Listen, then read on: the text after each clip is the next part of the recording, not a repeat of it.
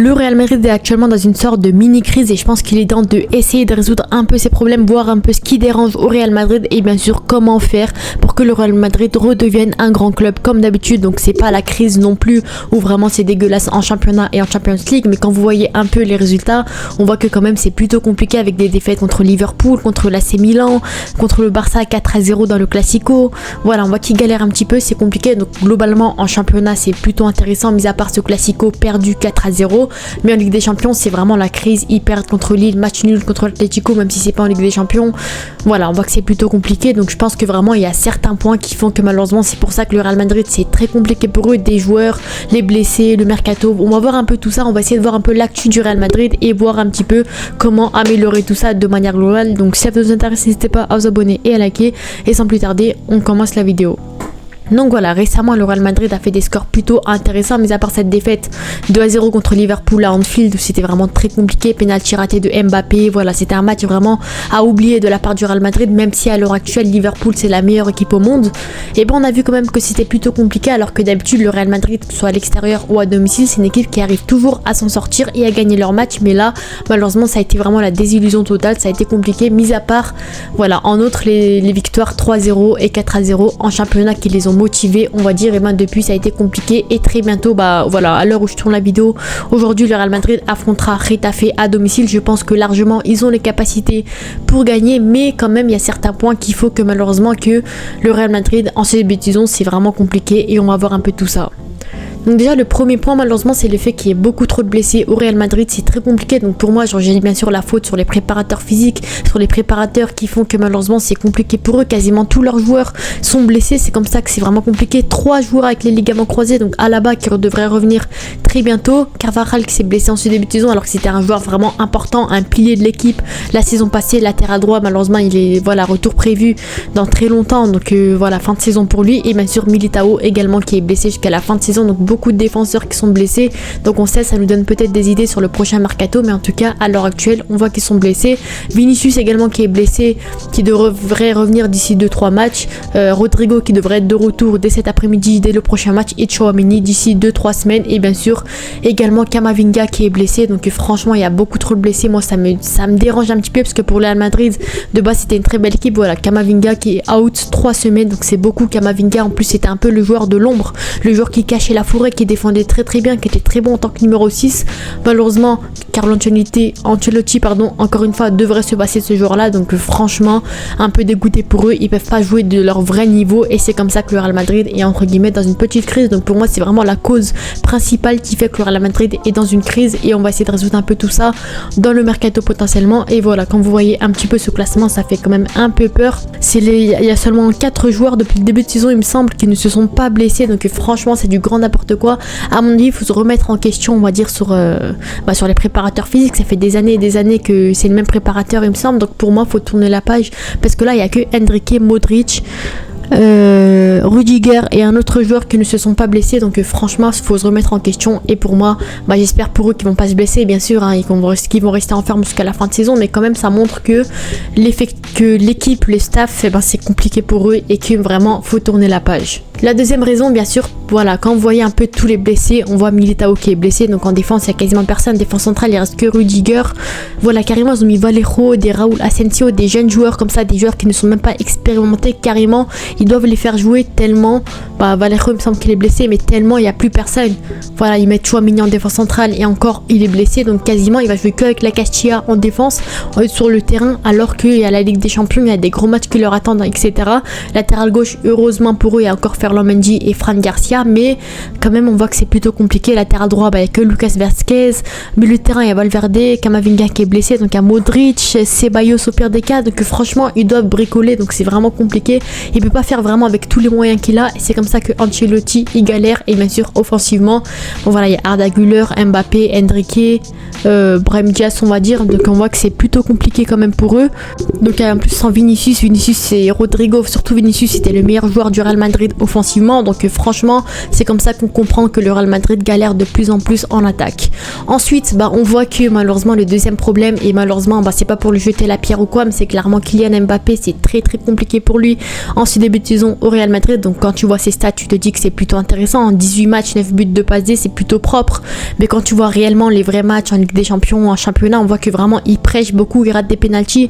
Là sur 7 buts en 12 matchs, et c'est 3 buts sur pénalty. Donc au total, en vrai de vrai, c'est 12 matchs, 4 buts et une passe D. Donc c'est vraiment décevant par rapport à ce qu'on voyait au PSG à l'époque. Mbappé est meilleur joueur au monde et tout.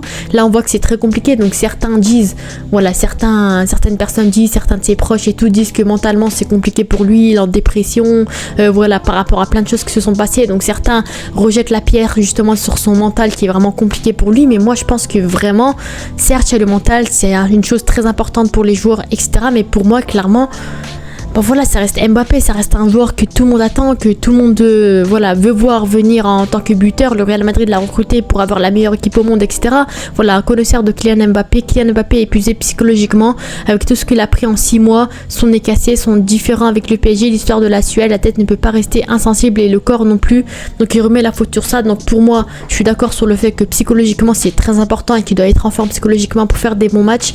Mais pour moi, faut pas tout remettre la faute sur ça. Pour moi, il est mauvais, c'est la vie. En Ligue des Champions, il a 5 matchs, 1 but, une passe D, c'est très très peu et c'est vraiment pas ce qu'on demande. Donc pour moi, Mbappé, ça reste vraiment un problème. Même Ancelotti l'a dit que Mbappé, c'est compliqué pour lui. J'espère qu'il va pouvoir s'adapter parce que pour moi, le trio Rodrigo, Mbappé et Vinicius a vraiment un potentiel de fou, mais à l'heure actuelle, c'est très compliqué. C'est notamment comme pour ça que le Real Madrid, il prêche beaucoup. C'est compliqué, ils n'arrivent pas à marquer.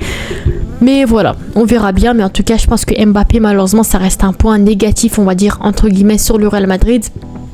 C'est beaucoup jettent la pierre sur lui parce que défensivement, en vrai de vrai, c'est plutôt intéressant. Après, défensivement, c'est pas de leur faute parce qu'ils doivent jouer avec des joueurs de la Castilla, ils doivent bricoler parce qu'ils ont quasiment que des blessés. Donc défensivement, c'est un peu compliqué. Au milieu de terrain, c'est plutôt correct, on va dire. Même le milieu de terrain en soi, franchement, je vais pas vous cacher que Bellingham, il fait pas un superbe début de saison par rapport à la saison dernière. On voit que c'est plutôt compliqué encore une fois. Donc on voit que le Real Madrid, globalement, c'est une équipe qui malheureusement qui est un peu, il y a pas vraiment de joueurs qui dépassent l'autre à part Vinicius qui est plutôt intéressant. En soi, c'est plutôt compliqué pour la plupart des joueurs. Donc franchement, ça aussi, ça me dérange un peu sur le fait que la forme actuelle des joueurs, c'est plutôt compliqué encore une fois. En plus, Vinicius qui est blessé. Donc franchement, c'est vraiment le chaos au Real Madrid. Après, comme je vous l'ai dit, en championnat, c'est plutôt intéressant quand tu vois un peu le classement au total du Real Madrid en Ligue des Champions et dans le championnat en Ligue 1, on voit après Ancelotti, lui a voulu viser le top 8 minimum en Ligue des Champions, il me semble, ou la finale minimum, il me semble. Donc franchement, pour moi, ça va être très très compliqué, à part si vraiment les joueurs reviennent en forme, si plus personne se blesse, si vraiment il faut un mercato plutôt intéressant en hiver. Là, peut-être, je peux dire que oui, ils peuvent remonter potentiellement, mais à l'heure actuelle, comme ça, avec les mêmes joueurs, avec les mêmes blessés, avec les mêmes conditions, je pense que ça va être vraiment très très compliqué pour eux de remonter et d'atteindre la finale de Ligue des Champions. Après, bien sûr, rien n'est impossible, c'est le Real Madrid, on sait qu'ils peuvent créer des surprises, on sait que la Ligue des Champions c'est leur compétition, donc on sait pas, mais en tout cas je pense que vraiment ça peut être vraiment très très compliqué pour le Real Madrid jusqu'à la fin de saison potentiellement. Et bien sûr, je voulais partir sur le mercato potentiellement du Real Madrid, on va dire, durant cet hiver, parce que pour moi, clairement, le Real Madrid doit se renforcer au minimum en défense, avec au minimum 2 joueurs en défense si possible. Et bien sûr, l'idéal serait de recruter peut-être, on va dire, un milieu de terrain qui peut renforcer, qui peut dépanner en tant que remplaçant. Après, à ce poste-là, on a déjà Ceballos, on a déjà Modric, des joueurs remplaçants au milieu de terrain, mais je pense que vraiment, il faut recruter des joueurs à ce poste-là, parce qu'il y a beaucoup trop de blessés. Donc Ancelotti, lui, il a été interrogé, est-ce que vous allez recruter de nouveaux joueurs en hiver? Lui-même, il a dit que ça servait à rien. Au pire des cas, ils ont 40 jours pour réfléchir. Donc voilà, pour moi, Ancelotti, désolé, mais franchement, il faut clairement recruter au minimum 2 joueurs durant ce mercato, parce que là, ça va être très très compliqué si tu veux atteindre la finale de Ligue des Champions.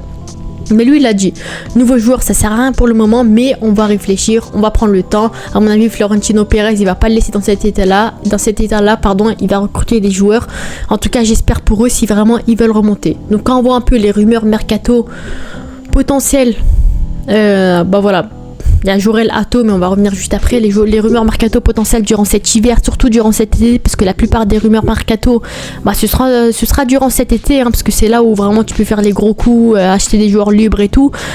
Et au pire des cas, on va voir les joueurs également qu'on peut recruter potentiellement durant cet hiver. On va voir que les rumeurs, je vais pas faire de suppositions ou quoi, on va voir que les rumeurs, comme ça c'est fiable, on va dire, c'est plutôt cohérent, on va dire, je vais pas inventer des joueurs ou quoi. Donc regardez, on voit un peu. Donc voilà, Aaron Martin, 17 ans, est convoité par le Real Madrid et le FC Séville, le milieu de Tenerife, pour quitter le club contre 2 millions d'euros. Donc à mon avis, ça peut être vraiment une pépite intéressante. Mais lui, ça se voit que c'est un jeune joueur que tu poses un peu d'argent, que tu prêtes ensuite pour qu'il se développe petit à petit. C'est pas un joueur sur lequel tu vas compter tout de suite maintenant dans l'équipe. Donc pour moi, c'est vraiment pas une priorité. Encore une fois, ça peut être un bon coup, une bonne pépite, le futur Pedri, comme ils l'ont dit. Mais pour moi, clairement, c'est pas un joueur sur lequel tu en auras besoin à l'heure actuelle dès maintenant pour renforcer l'effectif. Mais en tout cas, je pense que ça peut être un point intéressant. Ensuite, le Real Madrid envisage de recruter Miguel Gutiérrez et Alphonso Davies pour remplacer Fran Garcia et Ferland Mendy. Donc on sait que malheureusement Fran Garcia et Ferland Mendy, même si ça reste les latéraux principaux du Real Madrid, Fran Garcia, on voit que c'est un peu fragile, on voit que c'est un peu compliqué. Ferland Mendy, il n'est pas impressionnant comme la saison dernière, même si c'est pas dégueulasse non plus. Donc peut-être que Miguel Gutiérrez, qui est très très bon à Girona, peut-être qu'il rejoindra le Real Madrid potentiellement. Et bien sûr Alphonso Davies, mais Davies ce sera plus pour l'été, il me semble, parce qu'il sera libre ou je sais pas quoi. Donc potentiellement il rejoindra le club durant cet été, donc c'est pas à l'instant T, c'est pas, nous on a besoin des joueurs dès maintenant, des latérales droits, des défenseurs centraux qui peuvent remplacer les joueurs. Au poste de latéral gauche, on a déjà 2 joueurs qui sont plutôt intéressants, donc pour moi c'est vraiment pas la priorité. Après, au pire des cas, si le Real Madrid veut se perfectionner en été, pourquoi pas, mais pour moi à l'heure actuelle le Real Madrid est en crise, donc pour moi il faut vraiment renforcer le poste de latéral droit ou défenseur central au pire des cas. Parce que Gutiérrez et Alphonso Davies, pour moi c'est 2 très très très bons joueurs encore une fois, mais comme je vous l'ai dit, ça reste pas la priorité principale, le poste de latéral gauche. Comme je vous l'ai dit, Alphonso Davies va signer au Real Madrid, le Canadien va signer son pré-contrat avec le club en janvier 2025, c'est fait, donc selon Félix Diaz. Donc je sais pas si la source est vraiment fiable à 100%, mais en tout cas c'est des rumeurs comme quoi Alphonso Davies devrait bien sûr rejoindre le Real Madrid dès cet été. Pour moi ça peut être vraiment un très très bon coup, mais comme je vous l'ai dit, à l'heure actuelle, à l'instant T, on a besoin de joueurs dès maintenant, dès cet hiver, pour pouvoir remonter dans le classement en Liga ou encore en Champions League potentiellement. Donc quand tu vois un peu le classement en Liga, tu vois que ça reste très compliqué. L'Atlético carrément qui est passé devant le Real Madrid qui est 3e à l'heure actuelle, donc heureusement que le Barça n'a pas assuré, a perdu contre Las Palmas, parce que sinon pour le Real Madrid ça allait être très compliqué. Donc j'espère au minimum qu'ils pourront viser le top 3 au minimum, mais je pense que vraiment ça va être quand même plutôt compliqué de viser le titre cette saison en Liga, surtout que le Barça avec Hansi Flick est vraiment très très bon. Atlético Madrid sont vraiment très bons avec Griezmann, Julián Álvarez et pas mal de joueurs en forme, donc franchement pour moi ça va être très compliqué, mais je pense que vraiment le Real Madrid a les moyens qu'il faut pour finir au minimum top 3 voire top 2.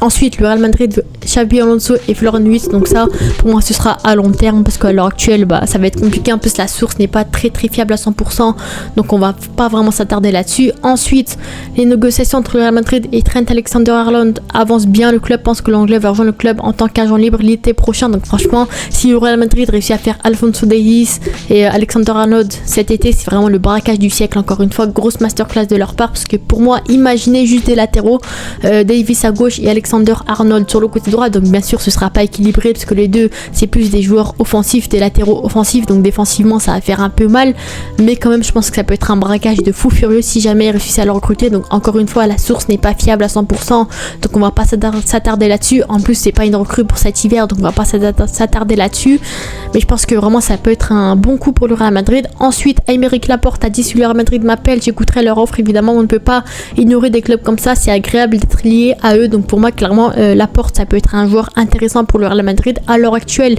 il joue à El Nasser, il joue toujours avec l'équipe nationale d'Espagne, il est toujours au haut niveau, toujours aussi bon, donc pour moi pourquoi pas le tenter dès cet hiver, essayer au moins, et au pire des cas l'été prochain, parce que franchement quand tu vois tous les blessés, des Alaba qui va revenir très bientôt, des Militao qui est blessé également, des Carvajal et tout, donc franchement pour moi on devrait essayer un Laporte qui peut être intéressant, qui est espagnol, qui est expérimenté, qui a joué au niveau, donc pourquoi pas l'essayer, parce que pour moi Aymeric Laporte clairement ça peut être un coup intéressant pour cet hiver. Lorenzo Agado est l'un des favoris pour remplacer Lucas Vázquez. Donc lui c'est un jeune de la Castilla qui pourrait potentiellement arriver pour remplacer Lucas Vázquez. Vous savez qu'en tant que latéral droit il n'y a que Lucas Vázquez, malheureusement Carvajal est blessé, donc pourquoi pas le prendre en tant que remplaçant de Vázquez. Pour moi clairement j'aurais préféré un vrai latéral. Après c'est compréhensible parce que si tu veux recruter un Hakimi ou un Alexander-Arnold dès l'été prochain, pour moi faut pas recruter vraiment un joueur, mais en tout cas ça peut être intéressant encore une fois. Et bien sûr le dernier c'est Jurel Hato, donc pour moi là c'est selon Fabrizio Romano Romano, donc c'est fiable à 100%, c'est pour ça que je voulais en parler. Donc Jorel Hato, c'est vraiment une pépite intéressante qui a que 18 ans, qui joue à l'Ajax en ce moment, qui est estimé à environ 30 millions d'euros. Donc pour moi, clairement, cet hiver, ça peut être vraiment une pépite pour le Real Madrid. Il joue en tant que latéral gauche, donc ça peut dépanner à la place de Gutiérrez et Davis. Et défenseur central, surtout le poste principal qui est recherché par le Real Madrid, parce que clairement, à l'heure actuelle, le seul défenseur central qui vraiment a expérimenté au Real Madrid, c'est Rudiger. Donc logiquement, pour moi, tu dois recruter un joueur, peut-être Jorel Hato, qui peut être bon. Encore une fois, cette saison, il fait une saison plutôt complète à l'Ajax, avec 22 matchs, 3 buts, 4 passes D. Donc c'est un joueur également plutôt offensif, c'est plutôt intéressant. Donc pour moi, Jorel Hato, c'est un joueur à essayer dès cet hiver, ou au moins au pire des cas, pour renforcer leur défense, renforcer le poste de latéral gauche et défense centrale, bien entendu. Donc latéral droit, ça va être compliqué. Je pense qu'ils vont compter sur un Hakimi ou un Alexander-Arnold, pour l'été prochain. Je pense que pour finir la saison, je pense qu'ils vont compter sur le Lorenzo Agado. Donc pour moi, je vais pas vous cacher que si Ancelotti compte que sur la Castilla pour finir la saison, ça va être très compliqué de finir en finale de Ligue des Champions. C'est pas comme ça que tu finis en finale de Ligue des Champions. Après, ça manque de respect à la Castilla, c'est le fait qu'ils ne soient pas expérimentés, qu'en face ils auront des grosses équipes comme le Barça, comme Liverpool, des grosses équipes comme ça. Même si Manchester City est pas en grande forme, ça peut faire très mal également. Le PSG, le Bayern. Donc franchement, pour moi, ça peut faire très très mal vraiment de jouer contre des équipes comme celle-ci avec que des joueurs de la Castilla. Donc pour moi, clairement, voilà, pour moi, il faut vraiment se renforcer au mercato hivernal et recruter 2-3 joueurs en défense et au milieu de terrain, et pourquoi pas ensuite voir comment peut-être avoir des objectifs et pourquoi pas viser la Liga d'ici la fin de saison. Donc voilà, pour moi, les 3 gros problèmes du Real Madrid cette saison, c'est vraiment les blessés. Pour moi, c'est le problème principal. Ensuite, c'est Mbappé, le fait qu'il ne soit pas en grande forme, et le fait que quasiment toute l'équipe n'est pas en grande forme également. Et bien sûr, le troisième, pour renforcer ça, pour moi, clairement, il faut faire du mercato, il faut recruter. Et bien sûr, pour moi, je voulais parler de certains joueurs qui malheureusement n'ont pas trop leur chance avec le Real Madrid. Enrique, qui pour moi est très bon, Arda Güler, et bien sûr Brahim Diaz, qui malheureusement pour moi, c'est 3 très bons joueurs qui peuvent encore progresser. Ça reste des jeunes joueurs qui peuvent encore progresser, mais qui malheureusement ont très peu de temps de jeu, alors que Mbappé il est mauvais, et pourtant Ancelotti il préfère mettre Mbappé plutôt que Enrique. Donc pour moi, vraiment, faut montrer à Mbappé qu'il y a de la concurrence, faut vraiment montrer que qu'il y a Enrique aussi, que lui aussi il peut jouer, que lui aussi il sait jouer au foot, parce que franchement pour moi ça fait un peu de la peine le fait de voir un Arda Güler, un Enrique 18-19 ans qui ne joue jamais, qui sont souvent sur le banc, et Brahim Diaz qui est plutôt bon, mais voilà, ça me fait un peu de la peine. Donc pour moi, franchement, ce qui me dérange un peu au Real Madrid, c'est le fait que Ancelotti ne fasse pas assez confiance à ses jeunes joueurs. Donc voilà, c'était assez, n'hésitez pas à vous abonner et à liker. À la prochaine. Ciao.